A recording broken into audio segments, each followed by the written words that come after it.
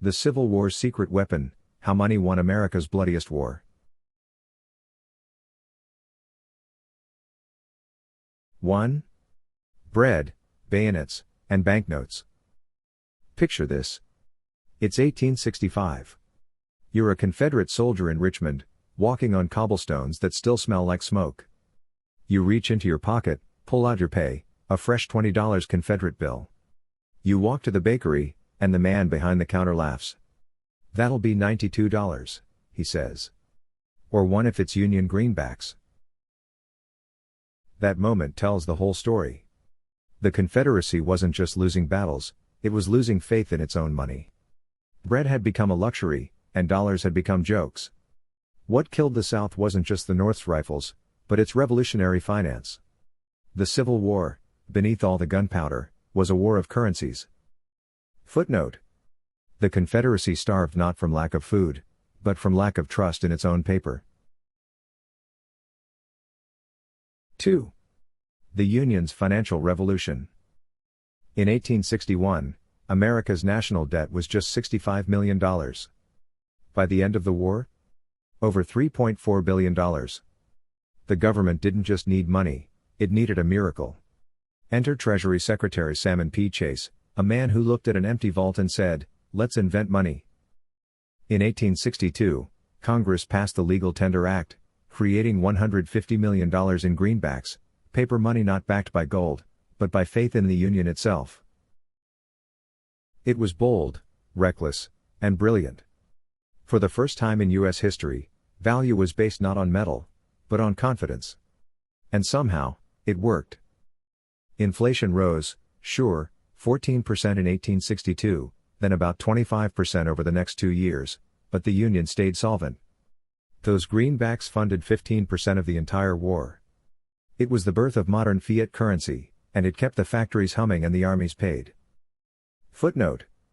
The North won by printing belief faster than the South printed money. 3. Turning banks into soldiers. In 1863, Chase pulled off another act of financial jiu-jitsu, the National Banking Act. Banks could now print their own currency, but only after buying U.S. war bonds worth 1/3 of their capital. So if you wanted to run a $1 million bank, you had to invest $333,000 in Union debt. The kicker? Those bonds then allowed you to issue even more notes backed by the government. The result was a self-feeding war machine, patriotic capitalism with a profit margin. The North had just created a financial ecosystem where survival and patriotism were the same thing. Footnote. The Union didn't just raise money, it conscripted banks into the war effort. 4. The Confederacy's fatal mistake. Meanwhile, in the South, ideology strangled practicality. States' rights made taxation nearly impossible. Only about 8% of Confederate revenue came from taxes, the rest from printing money.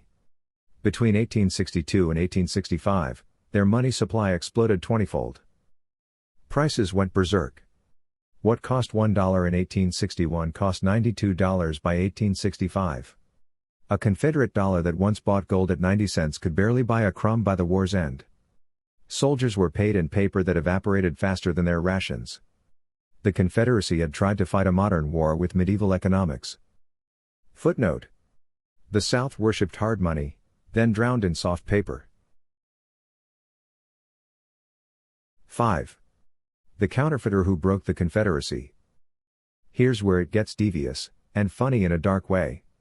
A Philadelphia shopkeeper named Samuel Curtis Upham saw a newspaper print a Confederate $5 bill. He bought the plate and began selling souvenir copies for a penny each. Smugglers trimmed off the facsimile notice and started spending them in the South. Soon, millions of fake Confederate bills flooded the market.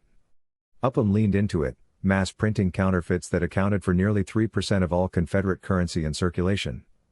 Jefferson Davis put a $10,000 bounty on his head. Congressmen fumed. Historians later admitted, one man with a printing press had done more damage than an army division. The punchline? Counterfeiting the Confederacy wasn't even illegal, because the U.S. government didn't recognize it as a real country. Some say the Secretary of War even slipped Upham high-quality paper to keep the operation going. Footnote. One printer with ink did what thousands of soldiers with muskets could not. 6. Collapse of a currency. By 1864, Confederate money was a cruel joke. Flour cost $1,000 a barrel. Tea was $35 a pound. Even loyal citizens stopped accepting their own currency. Local towns and private businesses printed emergency notes, scrip from saddlers, railroads, and insurance firms.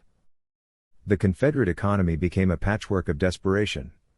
Meanwhile, the Union's financial system was humming like a factory, cranking out greenbacks, bonds, and credit faster than any empire before it.